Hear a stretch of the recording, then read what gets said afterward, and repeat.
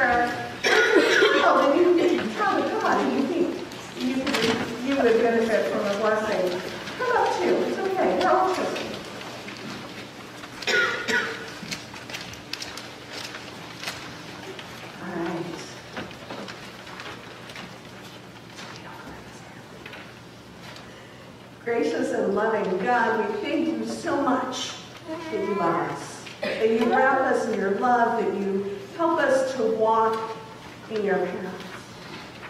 God, we thank you for children of all ages and ask your blessing upon them. These things we ask in Jesus' name.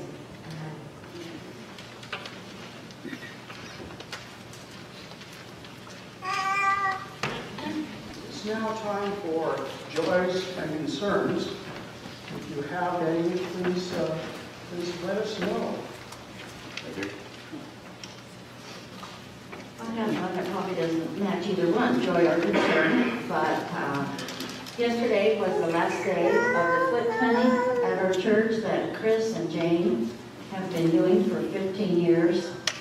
And I would like to recognize that servant outreach that they gave to everybody, and everybody was welcome, and it was free. And so I think they deserve a big thanks from the church. And Jane wrote a beautiful letter about the foot clinic. Thank you. Okay. Thank you for your prayers for our great niece Daisy. She came to Oregon with her grandparents and ended up in Dornbecker's Hospital. So she got over the meningitis, but when she came down, her face was sagging. So they took her in, and they think what it is that she had a burst eardrum during the medevac flight, and it settled in her jawbone, the mastoid. So she's got a drainage tube in, and she's on high-powered antibiotics, but things are looking good. So this is Daisy Witzke, Nick's brother's granddaughter, and so if you wouldn't mind, continue prayers for Daisy, we appreciate it. I had a message from a family I work with who I've seen their little boy for about 3 years now. He's got 2 genetic syndromes and multiple health impacts, and he went in PICU yesterday with seizures and extremely low blood sugar, which is part of his whole thing, and they can't quite figure out what's going on. He's never had seizures before. They can't figure it out. It was pretty dicey, but he made it through the night. And his family just asked that we would pray for their family, and his name is Tennyson. So how's Danny? Oh, and my husband's recovering from his foot surgery, starting to put weight on it, getting around, still hobbling quite a bit, but yeah. I thought you said he's starting to put weight on. Yes, well, maybe that too, but weight on his foot. Yeah, he's doing well. He's doing what he needs to be doing. Okay. Yes. Well, my daughter wanted to make this announcement, but she's a little emotional about it. But a week from today, it will be a 1-year anniversary of her mom's liver transplant, which stayed. Yeah, great. So I have an update on Tom. His surgery went well. He had a little bump in the road, and they kept him in the hospital for 1 day longer. But he's recovering. He's home. His pain level diminishes every day, and his ability to move on his own increases every day, thankfully. So thank you for all of your prayers. He wanted me to express that to the congregation. Thank you for your prayers, and just for continued prayers of healing without any hiccups. I'd like to add one little thing. I would like prayers for the memory and the service of Don Jarman. He was the person that was the water boy at the foot clinic, and I took over for him. But I think of him often and pray for him and Sharon. Thank you, Jim. Up there. Jim? Yes, excuse me. Wilma Chris will be celebrating her 98th birthday on January 17th. And she would love to have birthday cards and letters from her friends here in the church.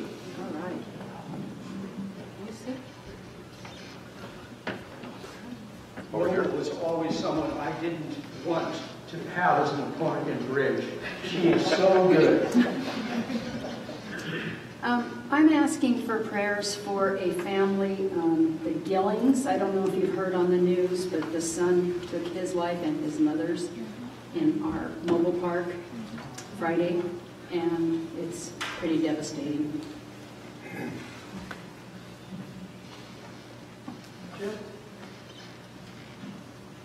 I would like to thank you and everyone that worked on the budget, Jim. It was a task, and I know it's one that you don't want to repeat. It was, everyone worked very hard, and I do thank you for all of your hard work and everything. I would also like for us to remember every day that we live in a free country, that we have a roof over our heads, and that we have food in our stomachs. The food bank fed, or the pantry yesterday fed at 23 families, which equated to 95 people. That's the first Saturday we've ever done that. And as I look around us, it's going to get worse, I'm afraid. I want us to thank God that we have what we have, but we need to pray daily for our president and for our Congress and our senators to get their heads out of the sand and do something. It needs to be done. And the only way that's going to be accomplished is we Americans, I don't care whether you're right, left, or in the middle, we have got to do something. Over here. Would like to express our thanks as well as the congregation's thanks to the Egglestons for their ministry here. And I believe this will be their last Sunday. So we want to thank them for their great ministry. Thank you.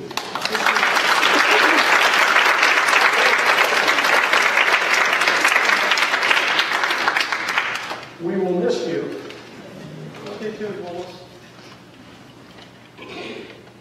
Anything else? Let's have a time of silence, then I'll close in prayer.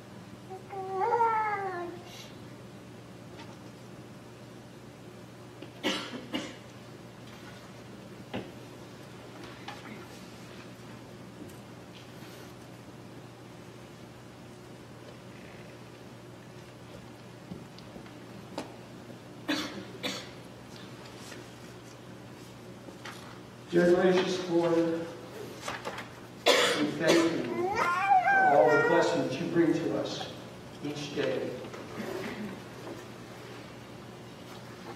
We also pray, all of us pray, for all those joys and concerns that were not mentioned by the congregation this morning, that are in their minds. We know that you are there, even though they aren't spoken. We ask you to be with those that are in medical need. Help them, protect them, guide those that care for them. And Lord, we ask you that you will be with us bless us, each of us, as we pray for those in need. Help us to be available to aid them. Give us strength to do your will in this world. This we ask in Jesus' name. Amen.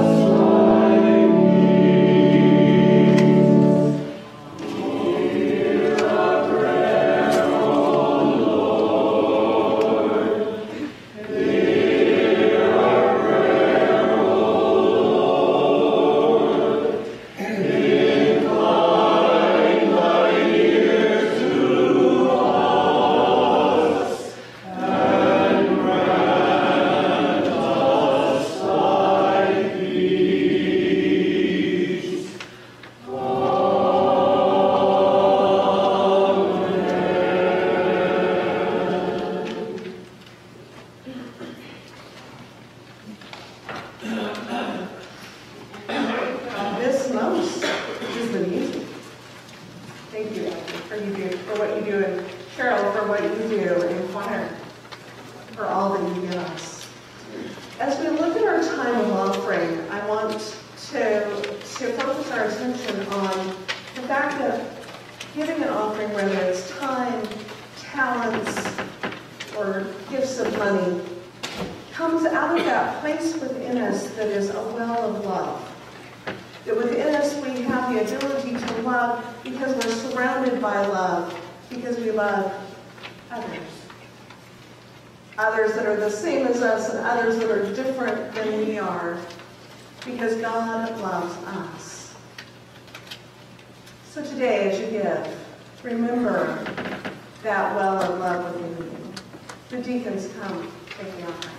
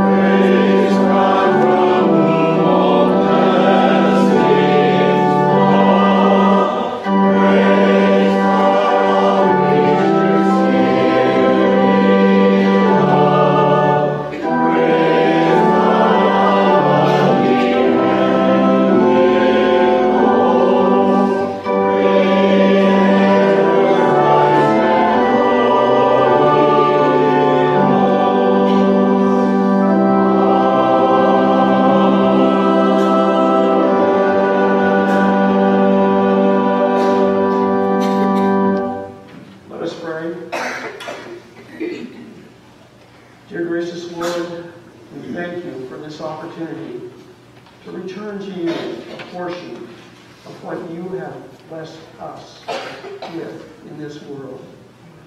We ask a prayer upon this offering that it may be used to further your kingdom here on earth. This we ask in your Son's name. Amen.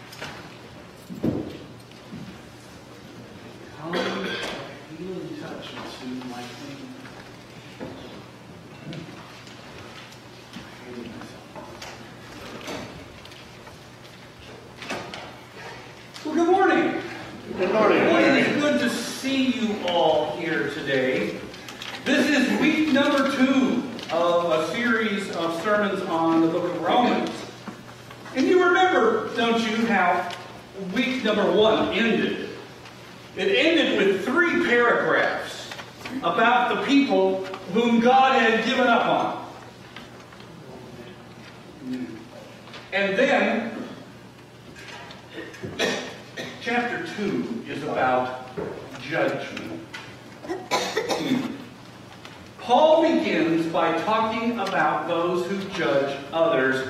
Therefore, you have no excuse, whoever you are, when you judge others. For in passing judgment on another, you condemn yourself, because you, the judge, are doing the very same things.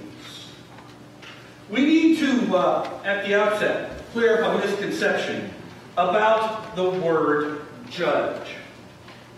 It's a little tricky, but in the Greek, there are two words that are both translated into the word judge. The first means to discern. It means to discriminate. It means to use your brain and decide for yourself.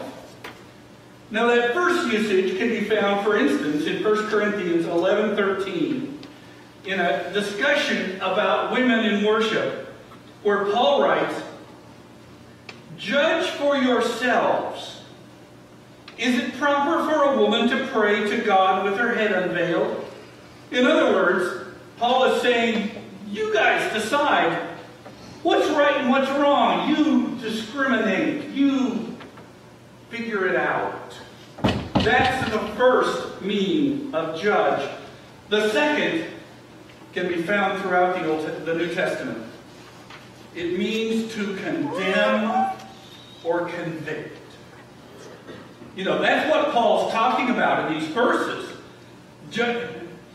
In this sense, judgment is something that we're not supposed to do. And that's because you and I are in sales and customer relations. And judgment, the final judgment, condemnation, that's God's business, and we're to stay out of it. It's actually above our pay grade. So, that's a problem for me, because I can be pretty judgmental. You know that the biggest churches in the country preach the prosperity gospel. God wants you to be wealthy. And if you want to be wealthy, give your money to me, and God will bless you, and God will make you rich. And you see, that isn't even Christianity. I'm pretty sure that God has a warm place for those folks. And then I find out that among congressmen in Washington, their favorite book to read is Ayn Rand, Atlas Shrugged, where she talks about how being generous and helping others is wrong and nobody should do it. It ought to be every man for himself. That's the way the world ought to operate. Nobody seems to notice that she died an angry, bitter old woman alone. I'm sure she's staying warm. And then I can look at the history of the church and see that so much of what clergy have professed and taught has been about power and control. Do it my way, or you're going to burn. Believe what I tell you, or you're going to burn. Well, I'm going to bet that those folks know what it means to stand under God's judgment. Oh, I can do it. Trust me. Judgment comes easy to me. Have you ever been judged? Oh, I have. I've been told that I'm going to hell. Which is where all the cool people will be, by the way. The first time I remember was the son of the local Church of Christ minister who came into our building to count the number of pianos so that he could tell me how far into hell we were going. That's stupid. But it never feels good. I've been told several times that I'm going to hell.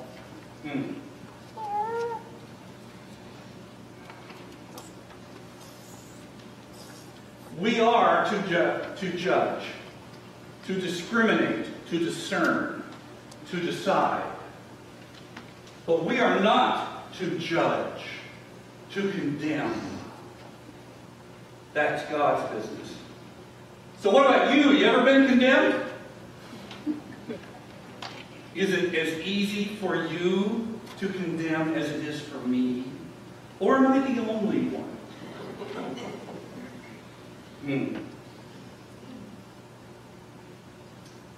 Paul, by the way, Wednesday mornings, 10 o'clock, sermon discussion.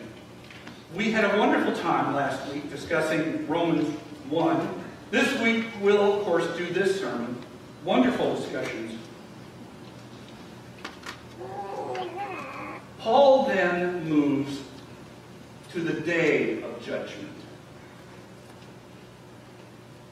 By your hard and impenitent heart, you are storing up wrath for yourself on the day of wrath, when God's righteous judgment will be revealed. For he will repay according to each one's deeds.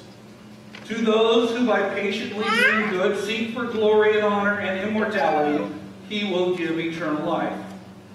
While for those who are self-seeking and who obey not the truth but wickedness, there will be wrath and fury.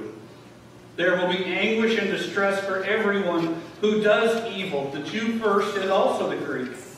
But glory and honor and peace for everyone who does good, the Jew first and also the Greek.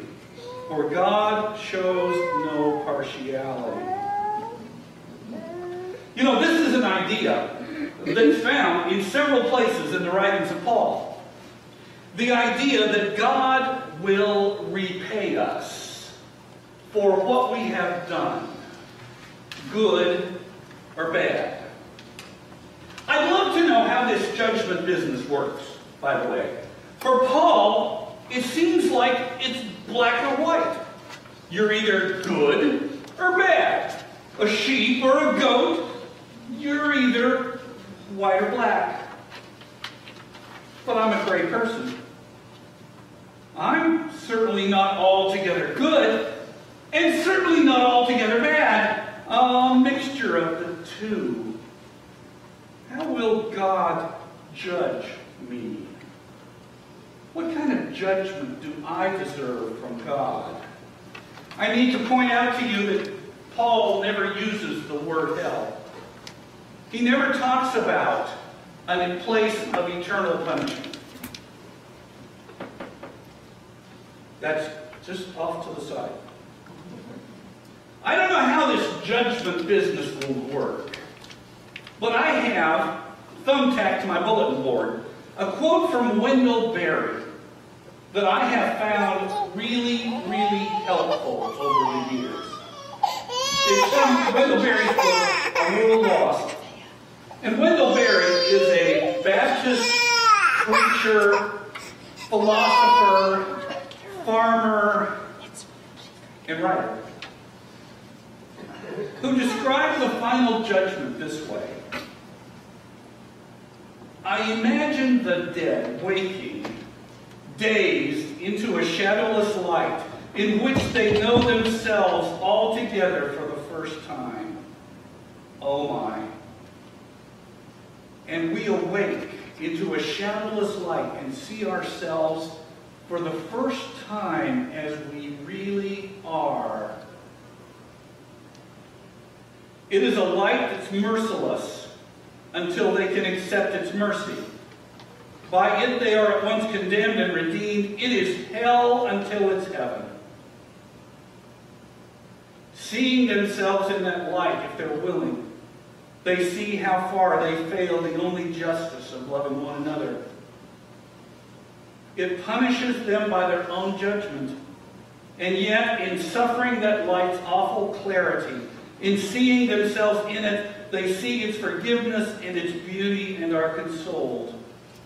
In it they are loved completely, even as they've been, and so are changed into what they could not have been.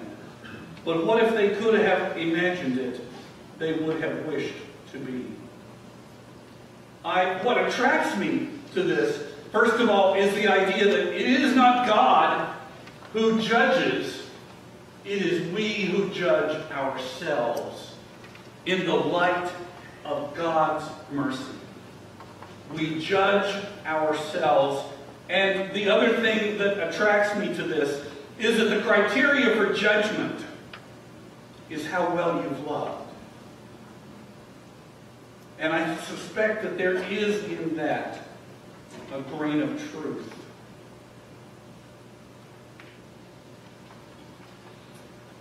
One of the things we've got to wrestle with here is what we believe about the nature of God. In Paul's mind, God was so righteous, so perfect, so whole, that God had to judge us. It's out of God's righteousness that comes judgment. God couldn't do anything else. We'll get to it in weeks to come. But what is the relationship between God's righteousness and God's love? Between judgment and grace? How do the two fit together? So, while you're keeping track of these questions, what do you believe about the nature of God? Is God altogether loving, or is there room in God's nature for anger and judgment and condemnation? What do you believe about the nature of God? And is God violent? Does God cause violence? Wrestle with that one, friends. The last thing I would offer to you out of this chapter in Romans has to do with the demographics of the church in Rome, which was both Jewish and Gentile. And the question is, how was God to judge them both?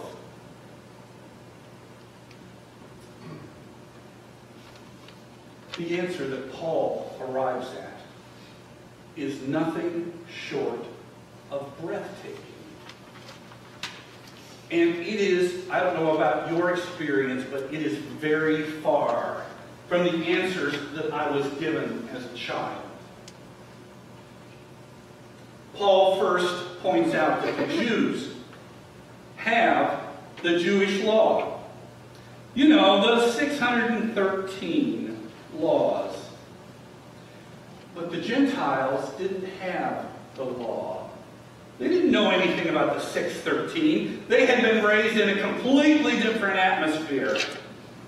They'd never been taught about the Jewish law. But Paul repeats something that every one of us have within us. God. God's working in all of our lives, whether we know it or not, whether we believe it or not, whether we want it or not. God is working in our lives. And even He believed. And proof of that, He believed, was our consciences, which help us to know right from wrong. He believed that that conscience was proof of God's activity within us. And he believed that even at that level, that's where we'll be judged. Not by the Jewish law, but what we knew of God. Listen to this passage. This is verses 12 through 16. All who sinned apart from the law will also perish apart from the law. And all who sinned under the law will be judged by the law. For it's not the hearers of the law who are righteous in God's sight, but the doers of the law who will be justified. When Gentiles who do not possess the law do instinctively what the law requires, these, though not having the law, are a law to themselves. They show that what the law requires is written on their hearts, to which their own conscience also bears witness. And their conflicting thoughts will accuse or perhaps excuse them on the day when, according to my gospel, God through Jesus Christ will judge the secret thoughts of all. Do you see it? God grades on the curve. Paul has decided that God will show no partiality, not to Jew or to Gentile, and that it would be unfair to judge the Gentiles according to the Jewish law. Therefore, it's only fair for God to judge people according to what they knew about God and God's will. God is going to judge each person according to what they knew of God and how well they lived that out. Wow. Let that rumble around in your mind for a little while and see whether or not you're willing to accept that. Because that would mean that we Christians will be judged according to how well we follow the example of Christ. It would mean that Muslims will be judged according to how well they follow the teachings of Muhammad. That Buddhists will be judged according to how well they can live out the teachings of Buddha. And atheists will be judged according to how well they follow their own consciences. That basic sense of right and wrong. Boy, I don't know about you, but that runs counter to most of what I've heard over the years. Over the years, we Christians seem to have clung to that verse in John 14 where Jesus says, I'm the way, the truth, and the life, and no man comes to the Father but by me. Well, Paul is saying, maybe not. Maybe not. I mean, I don't know about you, but I've been told to pray for the Buddhists because they were on the wrong path. The Muslims, because they were going to hell. The atheists, because they were going to hell. We needed to evangelize and share our faith to save those people. We've sent missionaries around the world to share with them the truth of the gospel because we believe that without Jesus they could not approach God. But Paul's offering us another possibility. God grades on the curve that we'll be judged according to how well we lived, according to what we knew of God.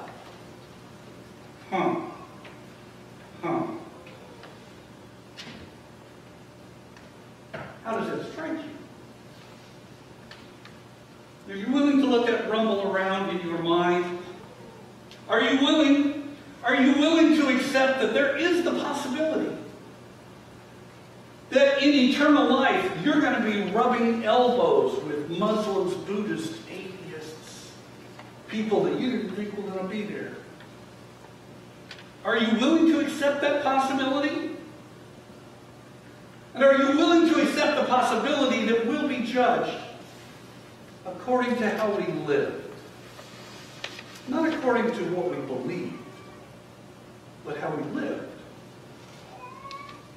Now, I don't know about you, but in this second chapter of Romans, I find a lot to think about and to consider.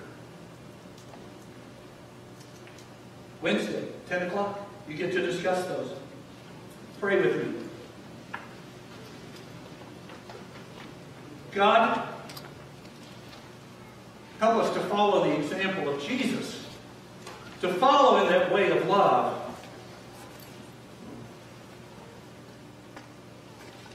God, be with your world and fill it with love. In the name of Christ. Amen.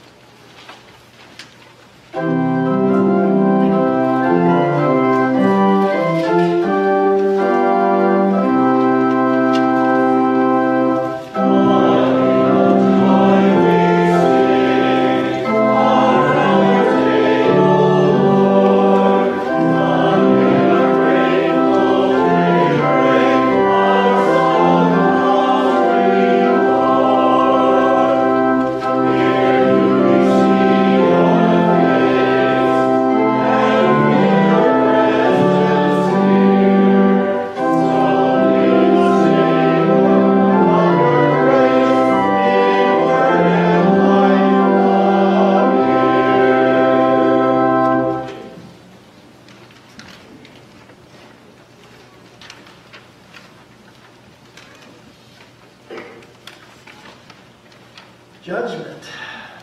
You hear God's welcome. Here's an example of how God's judgment welcomes you and I. When Jesus was with his disciples, we read in Matthew chapter 10 that he was going to send them out. And he said, "Go nowhere among the Gentiles and enter no town of the Samaritans, but go rather to the lost sheep of the house of Israel." Now, Jesus' disciples were all Jews. And so here he is sending them out solely to the Jews, not to the Gentiles, not to the Samaritans. Jesus was aware that they weren't ready, in my perception. They weren't ready. Jesus discerned, Jesus judged. But they weren't ready to go to people that were very, very different than themselves. So send them to people that they're comfortable with. Let's start there. But then we get to, by the time we get to Matthew 28, 18 chapters later, or a few years later, the disciples have grown, and Jesus discerns, Jesus judges, God judges, that they might be ready to expand their mission and their understanding. And so, Jesus tells them, as you go, make disciples of all Gentiles, or among all the Gentiles. And we hear nations, and it's been that way for 400 years since the King James Version translated as nations, but it's the exact same word as the Gentiles word back in chapter 10. And so here, let's expand the mission because Jesus discerns that they're ready. They're ready to go to people who are very different than themselves. I share this with you today because in God's judgment, God and Jesus welcomes us to this table wherever we might find ourselves. And I don't know how welcome you feel here, literally. But see in Jesus' life and ministry how God welcomes us where we are, right here and now. Let us continue to be invited to the table as we sing.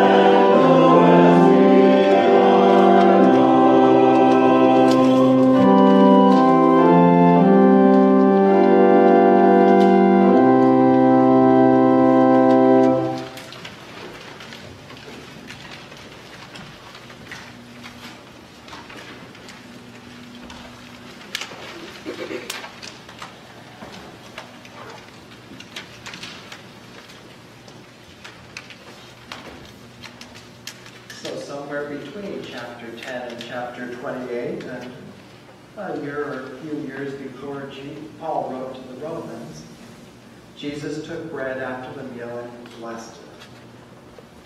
And he broke it and gave it to his disciples, saying, "This is my body given for you. Eat of it all of you."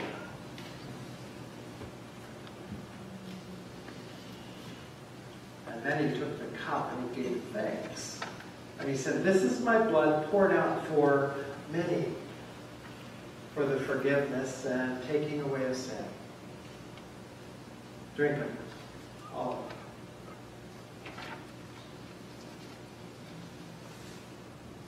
Almighty, Todopoderoso, Omnipotente Señor, you have given us unconditional love. We praise you for bringing us into a new community of love through Jesus Christ, who asks that we remember him with the load and the coat. Bless these elements and the congregation that we may receive Christ's own life given to us. Help us be Christ's body in the world. In the name of Jesus.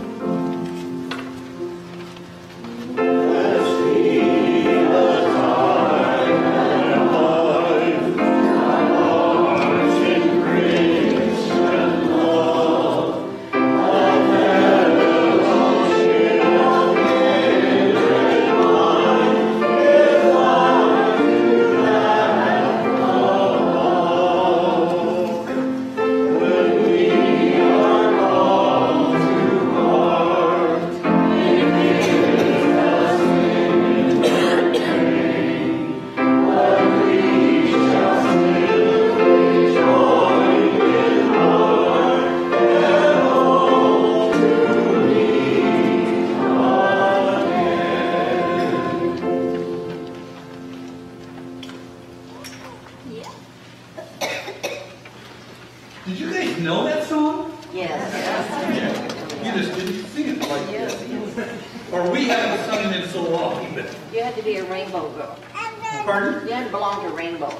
I didn't belong to Rainbow. Oh, Rainbow Girls. Rainbow Girls. They sang it every time. Oh, really? Yeah. Well, Dave, Sharon, Dave. Oh, I lost you. It has been such a delight to have Dave and Sharon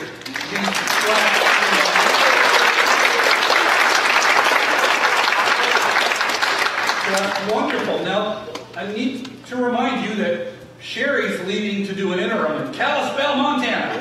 Yeehaw! Yeehaw! And the staff on last Tuesday gave her very own bright yellow snow shovel. I think she's going to need it. Now, Dave has asked if he couldn't take a break from us for a few weeks and then come back and sing in the choir.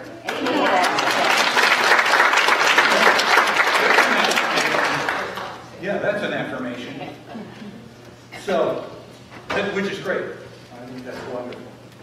So would you allow me to offer a prayer of blessing for them as they conclude their ministry with us?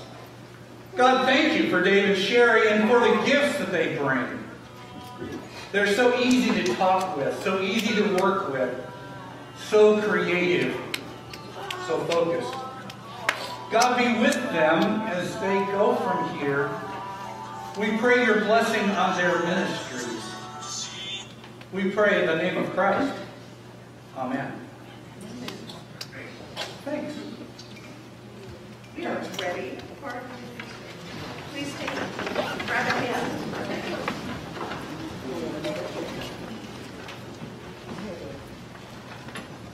I have your hand. Go now with the love of God within your very being, the love of God cushioning and guiding your steps, the love of God taking everything that you are and all that you have to give and taking it out into the world to love, to have God's light shine upon you, give you peace and energy. Amen. Amen.